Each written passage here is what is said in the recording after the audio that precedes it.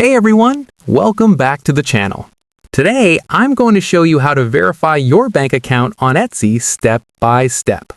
First, log into your Etsy seller account and go to Shop Manager. From Shop Manager, navigate to Finances and then select Payment Settings.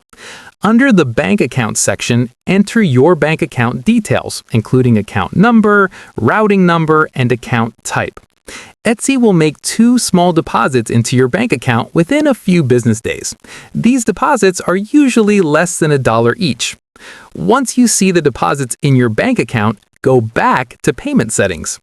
Enter the exact amounts of the deposits to verify your bank account. After submitting the amounts, Etsy will confirm your bank account is verified.